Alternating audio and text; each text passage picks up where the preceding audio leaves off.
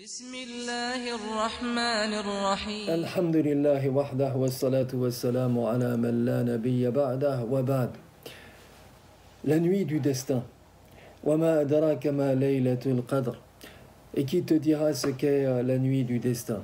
Difficile dans un format aussi court que celui-là de vous parler de la nuit du destin. Mais nous allons essayer dans les minutes qui suivent de vous donner quelques informations utiles sur cette nuit particulière. Tout d'abord, sachez-le, après les pieux anciens, les musulmans ont décidé, par tradition et convention tacite, de célébrer la nuit du destin le 27 du mois de Ramadan, qui correspond d'ailleurs au jour du 26 au soir, puisque vous savez que selon le compute des Arabes, le jour commence avec le coucher du soleil et se termine avec le coucher du soleil. Bref, cette nuit du destin donc est évoquée, comme chacun sait, dans une sourate qui porte d'ailleurs le nom de sourate du destin, Suratul Qadr, et qui commence par ces mots. C'est nous qui fîmes descendre le Coran dans la nuit du destin. Inna anzalnahu fi laylatil qadr. De même que la nuit du destin est évoquée aussi, on s'en doute, dans de nombreux hadiths, dans de nombreuses traditions qui invitent les musulmans à vivifier cette nuit par des pratiques religieuses, par des dévotions plus intenses, plus assidues, qui leur vaudront d'ailleurs une récompense énorme dans l'au-delà, ainsi qu'un pardon large de la part du Seigneur. Alors, le problème, quel est-il? Parce qu'il faut bien qu'on parle de problème quand même, c'est que beaucoup de gens pensent que la commémoration, je dirais presque protocolaire aujourd'hui, à laquelle ils prennent part la nuit du 27 de Ramadan, sous la forme soit de discours à la louange de cette nuit, soit de nourriture, de repas servis à cette occasion sur une table garnie. Beaucoup de gens donc pensent que ce genre de commémoration formelle remplit pleinement les conditions que le prophète sallallahu alayhi wa sallam a posées lorsque il a demandé aux musulmans de vivifier cette nuit. Et ce, lorsqu'il a dit, sallallahu alayhi wa sallam, celui qui priera pendant la nuit du destin avec foi et sincérité obtiendra le pardon de ses fautes passées. Man qama laylatal qadri imanan wa ihtisaba ghufira lahu ma taqaddama min dhanbi. Or, quant à nous, nous le disons haut et fort, nous le disons sans embâche, nous estimons que la vivification de la nuit du destin est ailleurs. Oui, elle est ailleurs. Et elle réside avant tout, mes frères, mes sœurs, dans la soumission totale que le croyant doit montrer à son Créateur durant cette nuit, ainsi que dans la sincérité, oui, avec laquelle il prie, avec laquelle il invoque, avec laquelle il évoque, avec laquelle il adore son Seigneur. Voilà qui est bien plus important que les nourritures que l'on prend durant ces nuits ou les discours que l'on entend. Aïcha d'ailleurs nous rapporte à ce propos, radiyallahu anha, كان النبي صلى الله عليه وسلم إذا دخل العشر يعني العشر الأخير يشد مئزره وأحيا أو شد مئزره وأحيا الليل وأيقظ أهله. C'est-à-dire, quand la dernière décade du Ramadan commençait, quand les 10 derniers jours du Ramadan commençaient, le prophète sallallahu alayhi wa sallam vivifiait les nuits, tenait tout son monde éveillé, tenait toute sa famille éveillée, s'appliquait de toutes ses forces à faire des dévotions et serrait son pagne. C'est-à-dire qu'il passait ses nuits en prière et s'abstenait de tout commerce charnel avec ses femmes, ainsi qu'il est indiqué de façon allusive dans le propos, il serrait son pagne, shaddami azara. Où l'on voit clairement, mes frères et mes sœurs, si l'on fait la comparaison des deux façons de vivifier la nuit du destin, celle du prophète et la nôtre, eh bien, que la commémoration formelle de la nuit du destin que nous avons instituée ressemble plus, disons-le, à une parodie de dévotion qu'à une dévotion sérieuse. N'empêche, c'est à nous de faire de cette nuit une nuit particulière, une nuit qui reçoive des bénédictions du Seigneur, à nous de vivifier donc cette nuit comme il se doit et conformément à la pratique du prophète sallallahu alayhi wa sallam. Par ailleurs, mes frères, en ajoutant à cela d'autres informations qui, je l'espère, vous seront utiles, sachez-le, les ulama ne sont pas d'accord sur le sens qu'on donne à l'expression Laylatul Qadr, par exemple, ni même sur la nature de cette nuit, ni sur le moment où elle advient dans le mois de Ramadan. Mais je me bornerai de mon côté au moins à vous rappeler un certain nombre de choses. Premièrement, il s'agit de se poser la question de savoir ce qu'il en est de la parole de Dieu. Inna anzalnahu fi laylatil qadr. C'est nous qui fîmes descendre donc le Coran dans la nuit du destin. Oui, posons-nous la question de savoir ce que veut dire cette parole de Dieu. Surtout si l'on sait que le Coran n'a pas été révélé en une nuit, comme il est dit ici, mais que le Coran a été révélé graduellement, c'est-à-dire au cours d'une période de 23 ans. N'est-il pas contradictoire de dire donc que le Coran est descendu dans la nuit du destin et en même temps de dire qu'il est descendu durant 23 ans. Il y a quelque chose là qui manifestement ne va pas. On répondra donc à cette question en disant qu'il n'y a rien de contradictoire là-dedans. En effet, la parole du Seigneur, Inna anzalnahu fi laylatil qadr, c'est nous qui fîmes descendre le Coran dans la nuit du destin, signifie que cette nuit-là, la descente du Coran fut opérée du ciel le plus haut, où se trouve son original, je veux dire dans l'Lawh al-Mahfouz, la table bien gardée, dont on va parler tout à l'heure.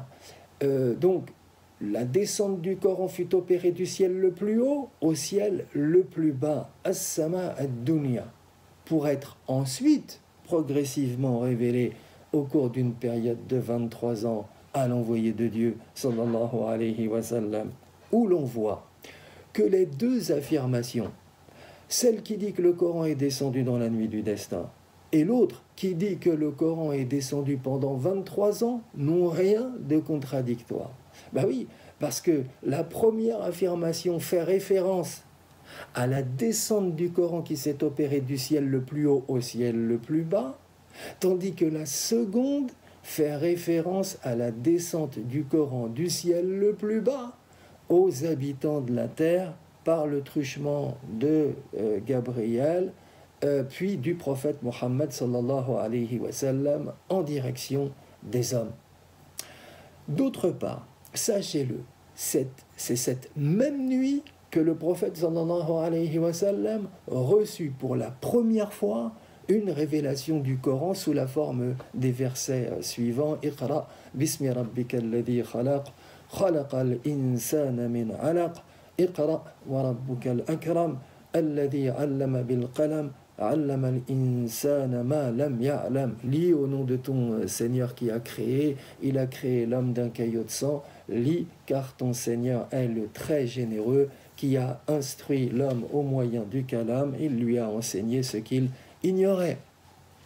De plus, on sait que cette nuit du destin est tombée nécessairement un mois de Ramadan. Ben oui, puisque le Coran dit à ce propos, c'est durant le mois de Ramadan que le Coran a été révélé, je veux dire a été révélé une première fois, en tant que direction pour les hommes. Shahr Ramadan, alladhi unzila fihi al-Qur'an, hudan lin-nas wa bayyinatin min al-huda wal-furqan.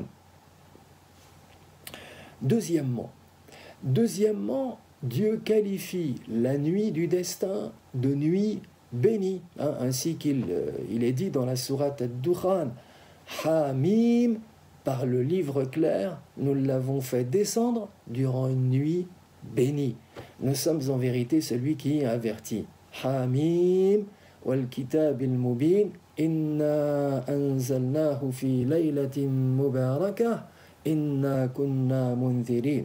Donc la nuit du destin méritait d'être conservée par l'histoire, manifestement. Et c'est pourquoi nous célébrons cette nuit chaque année durant le mois de Ramadan. Sachant que l'expression arabe « Laylatul Qadr » en soi évoque déjà l'idée de grandeur, l'idée de distinction, l'idée de noblesse. D'où lui viennent ces titres élogieux?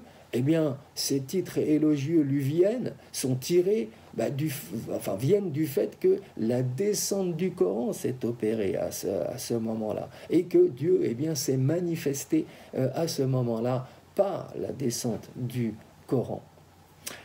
Troisièmement, mes frères, mes sœurs, je disais à l'instant que la nuit du destin est célébrée sous le nom de 27e nuit de Ramadan. C'est ainsi que les gens ont coutume d'appeler la nuit du destin.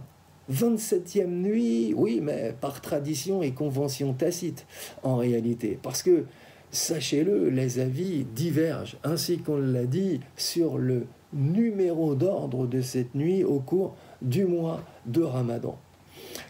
Oui, l'opinion la plus généralement admise est qu'il s'agit d'une nuit à situer parmi les nuits impaires de la dernière décade de Ramadan. Je veux dire, les 10 derniers jours de Ramadan, 21, 23, 25, 27, 29 de ce mois. Al-Bukhari, d'ailleurs, rapporte d'après Aïcha un hadith qui confirme cela. Comme quoi l'envoyé de Dieu, sallallahu alayhi wa sallam, a dit « Cherchez la nuit du destin parmi les nuits impaires de la dernière décade du mois de Ramadan. » Donc ceci confirme bien ce qu'on disait à l'instant. Sauf qu'on a finalement choisi la 27e nuit, c'est-à-dire le 26e jour de Ramadan au soir, en raison des traditions qui militent en faveur de celle-ci, qui étaient jugées plus nombreuses que celles qui militent en faveur de l'une quelconque des autres nuits impaires. Mais le fait est que la question est loin d'être tranchée, est loin de faire l'unanimité, et c'est pourquoi je vous invite, mes frères, mes sœurs, à chercher la nuit du destin parmi toutes les nuits du Ramadan, et plus encore parmi les 10 derniers jours, et plus encore parmi les nuits impaires des 10 derniers jours. Tout cela pourquoi? Eh bien, tout cela pour s'appliquer à l'adoration de Dieu avec une assiduité toujours plus grande.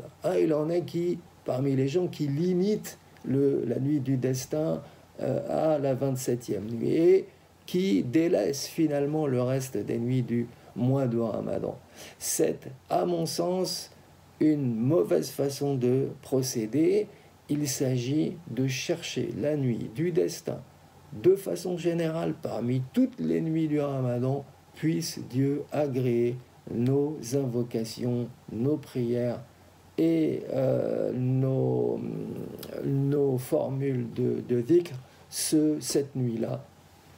Bimashiatillah. Quatrièmement, comme son nom l'indique, la nuit du destin est la nuit de l'an où Dieu fixe les destinées annuelles de chacun d'entre nous et de toutes choses.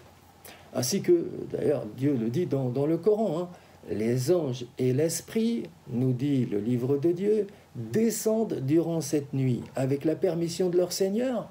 Pour faire quoi? Pour régler toutes choses. تنزل الملائكة والروح فيها بإذن ربهم من كل أمر. Or, sachez-le, il y a pour Dieu quatre façons de fixer le destin. Premièrement, la fixation du destin dans la science de Dieu. C'est ainsi que l'on dit par exemple, Dieu sait à l'avance telle chose avant qu'elle n'arrive. Cette façon de fixer le destin, mes frères, mes sœurs, est irrévocable, elle est irréversible. Deuxième façon de fixer le destin de la part de Dieu, eh bien, sa fixation sur la table bien gardée dont je vous parlais tout à l'heure, Al-Lawh al-Mahfouz, qui, elle, est susceptible de changement, selon la parole de Dieu. Ah, on en a une preuve dans le Coran qui dit « Dieu efface et confirme ce qu'il veut ». Je veux dire, Dieu efface, le Seigneur veut dire, Dieu efface et confirme ce qu'il veut dans la table gardée. Et auprès de lui est l'archétype de l'écrit. Yamhu Allahu ma yasha wa yuthbit wa indahu ummul kitab. Et c'est d'ailleurs dans ce sens qu'il faut comprendre la parole du prophète.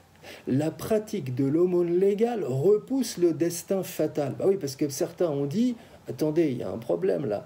Il est dit que Dieu fixe de façon irrévocable le destin de toutes choses et de tous les êtres. Et le prophète sallallahu alayhi wa sallam dit de son côté, la pratique de l'aumône légale repousse le destin fatal. Comment la pratique d'une dévotion, quelle soit-elle, pourrait-elle repousser le destin fatal? Ben, on leur répondra en disant ceci, c'est qu'en réalité, la fixation du destin sur la table bien gardée, elle, est susceptible de changement. Là voilà la différence. C'est dans ce sens également d'ailleurs qu'on va expliquer la parole du prophète sallallahu alayhi wa sallam. Le respect des liens de parenté augmente la durée de la vie. Comment la durée de la vie augmenterait-elle par le respect des liens de parenté alors que Dieu a fixé le destin? Donc on y répondra en disant ce que je disais à l'instant pour le hadith précédent, ou encore la parole de Abdullah ibn Omar, mon Dieu, si tu m'as inscrit dans ton livre au nombre des réprouvés, raille-moi et inscris-moi au nombre des bienheureux. Troisièmement, la fixation du destin dans le sein de la mère. Ben oui, l'ange, comme vous le savez, dans ce hadith bien connu, reçoit l'ordre d'écrire de quoi vivra l'individu, al-rizq, et quel sera le terme de sa vie, al-ajal, et s'il sera élu ou réprouvé, je veux dire élu au paradis ou réprouvé en enfer. Quatrièmement, la fixation du destin qui consiste à conduire les destins particuliers à leur échéance dans le temps. Dieu, en effet, remarquez avec moi, a créé le bien et le mal et a fixé dans sa toute-puissance les moments connus de lui seul où ils arriveront aux créatures. Bref, la doctrine des Ahl Sunnati wal Jama'a, la doctrine des gens de la Sunna et du consensus est de croire fermement à l'existence du décret divin, c'est-à-dire de croire que Dieu, dans sa toute-puissance, fixe le destin des choses de toute éternité et qu'il sait qu'elles arriveront dans des temps et dans des lieux connus de lui seul. Donc, par décret qadar, par arrêt qadar, par décret et arrêt divin, on entend que par sa science, Dieu connaît déjà, avant sa venue à l'existence, toute chose créée et qu'il a voulu son existence, sachant que ni les actes des hommes, ni toute autre chose n'y sont soustraits. Ainsi, Dieu connaît de toute éternité le destin particulier de chaque être en ce monde, les circonstances de temps, de lieux dans lesquels il mourra, s'il mourra jeune, s'il mourra vieux, s'il mourra de mort naturelle ou s'il mourra de mort violente, et les conditions dans lesquelles il vivra. Sera-t-il riche ou pauvre? Deux notions, d'ailleurs, que le langage coranique exprime respectivement par les termes de ajal, qui signifie proprement le terme de l'existence, et de rizq, qui est l'habituel, on a l'habitude de traduire par subsistance, et d'ailleurs par quoi on entend tout ce qui est utile à la vie. Alors, pour confirmer ce que je viens de dire, on a une tradition prophétique qui est rapportée sous plusieurs formes par Al-Bukhari, qui dit « À chaque sein maternel est préposé un ange, qui, lorsque l'enfant est près de naître, demande à Dieu « Sera-ce un garçon ou sera-ce une fille ?» Sera-t-il malheureux, réprouvé en enfer, ou heureux, élu au paradis? Quelle sera sa subsistance? Quel sera son terme? Famal rizq, famal ajal. Et tout cela sera écrit. Dans le Coran également, il est rappelé à maintes reprises que Dieu a prévu pour l'homme un terme fixé. C'est lui qui vous a créé d'argile, dit le Coran. Puis il a décrété pour vous un terme, et il y a un terme fixé auprès de lui. Pourtant, vous doutez encore. هو الذي خلقكم من طين ثم قضى أجلا وأجل مسمى عنده ثم أنتم تمترون. De la même manière que le Coran assure à chacun, ainsi que Dieu assure à chacun sa subsistance, ainsi qu'il est dit dans le Coran. Il n'est pas de bête sur terre dont la subsistance n'incombe à Dieu, nous dit le Coran, qui connaît son gîte et qui connaît son lieu de dépôt. Tout est inscrit dans un livre explicite. وَمَا مِن دَابَّةٍ فِي الْأَرْضِ إِلَّا عَلَى اللَّهِ رِزْقُهَا وَيَعْلَمُ مُسْتَقَرَّهَا وَمُسْتَوْدَعَهَا كُلٌّ فِي كِتَابٍ مُبِينٍ. Mais il y a quelque chose là qu'il faut éclaircir et qu'il faut bien expliquer. C'est l'ambiguïté du mot destin et plus encore du mot prédestination qui peut se comprendre de deux manières différentes, et de là l'erreur de certains individus qui traitent l'islam de religion de la soumission. Oui, au sens étroit et strict de ce terme, la croyance au destin, la croyance à la prédestination, c'est quoi? C'est la doctrine qui supprime totalement toute activité réellement volontaire de l'homme. Mais dans un sens plus large, et c'est celui qu'on entend nous autres musulmans, la prédestination signifie seulement la prescience divine. Je m'explique. Dieu a créé, d'après un plan bien établi, toutes les énergies de l'univers, y compris notre faculté de vouloir. Et il sait à l'avance comment chacune d'elles va fonctionner et quels sont les événements qui vont se produire. Mais il n'est pas dit si oui ou non Dieu intervient dans le fonctionnement de toutes ces forces une fois qu'elles sont mises en état de marcher. Et c'est dans ce second sens seulement qu'on peut dire que toute la pensée musulmane et toute la pensée arabe, à quelque exception près, est prédestinationniste.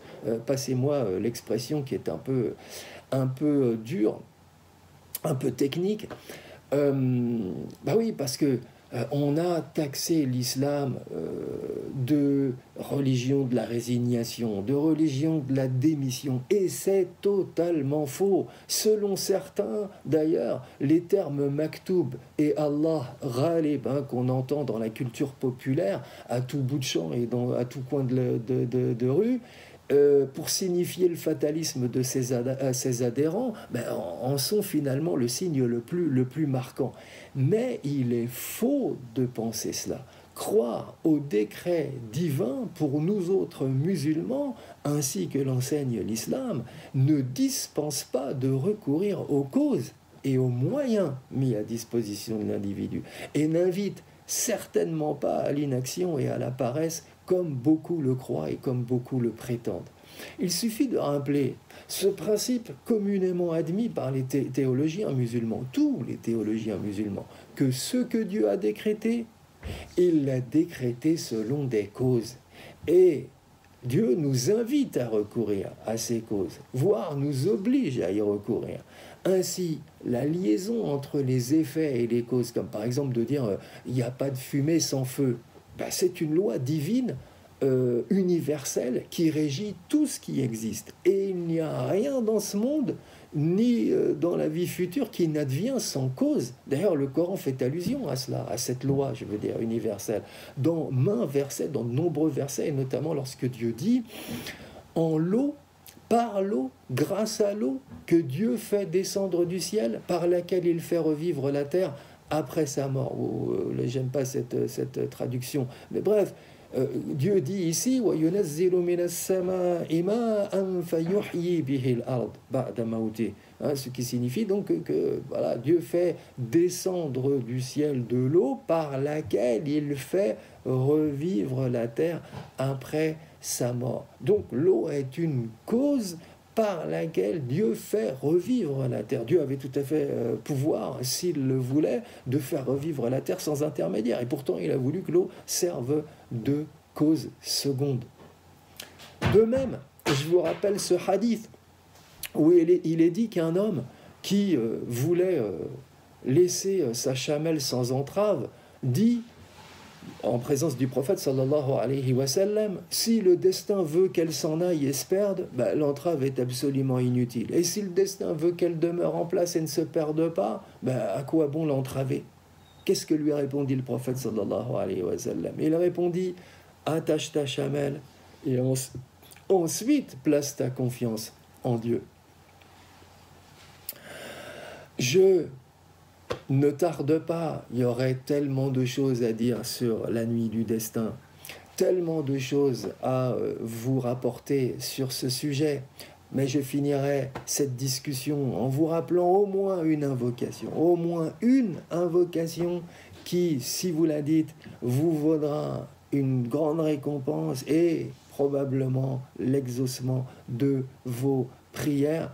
Il convient de dire durant la dernière décade de Ramadan, durant les 10 derniers jours de Ramadan, puisse-t-elle coïncider cette nuit, puisse-t-elle coïncider donc cette invocation, avec la nuit du destin? Il est recommandé de dire ce que le prophète sallallahu alayhi wa sallam a recommandé à Aïcha dans un hadith que je vous rapporte. Je demandais, c'est Aïcha qui parle ici, dis-moi, ô envoyé de Dieu, si je reconnaissais la nuit du destin, que devrais-je dire durant cette nuit? Et le prophète sallallahu alayhi wa sallam de me répondre, dis, mon Dieu, tu es toute indulgence et tu aimes à l'indulgence, use donc d'indulgence pour moi. Et c'est par ces mots que je terminerai cette vidéo. Allahumma innaka afuwun karimun tuhibbul afwa fa'fu anni wa'fu anna jami'an. Je donc vous souhaite un excellent iftar et vous dis à très bientôt pour une prochaine vidéo. Wa sallallahu ala sayyidina Muhammad wa ala alihi wa sahbihi wa sallam wa akhiru da'wana anil hamdulillahi rabbil alamin.